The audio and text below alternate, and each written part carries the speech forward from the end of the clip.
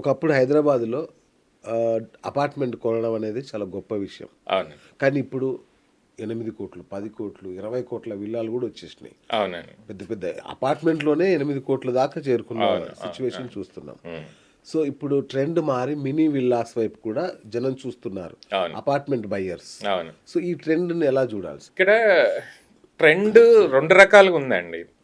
చాలా మంది ఇప్పుడు ఎస్పెషల్లీ జూబ్లీ హిల్స్, బంజారా హిల్స్‌లో పెద్ద పెద్ద హౌసెస్ ఉన్న వాళ్ళేమో అవి మెయింటైన్ చేయలేక అవి వదిలేసి అపార్ట్మెంట్స్ వైపు చూస్తున్నారు. అవును.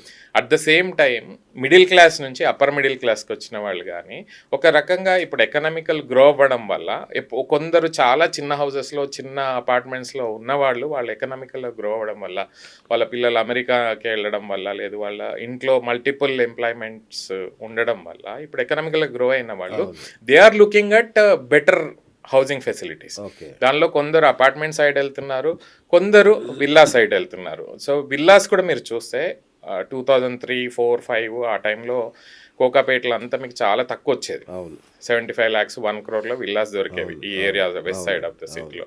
అవి కొన్న వాళ్ళు ఏమైంది, ఈ రోజు 20 crores, 25 crores, 30 crores విల్లాస్ కూడా వచ్చినాయి గండిపేటలో. ఎస్పెషల్ 2007లో గుర్తుంటే మీకు అవును. మగధా విలేజ్ అని ఉండేది, ₹1 కోటి ఉండేది, ఇప్పుడు 15 కోట్లు అయింది.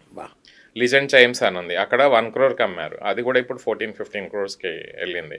తర్వాత కాసా గ్రాండ్ అని ఒకటి స్టార్ట్ చేశారు విల్లాస్, అది 3-4 crores అమ్మారు, ఈరోజు 30 crores రీసేల్ అవుతున్నాయి. ఈవెన్ మోకిలాలో కూడా కొంచెం ముందుకు వెళ్తే మోకిలాలో కూడా 1 crore ఒక 2014-15లో 1 crore ఉన్న విల్లాస్ అని ఇప్పుడు 6-7 crores అయినాయి.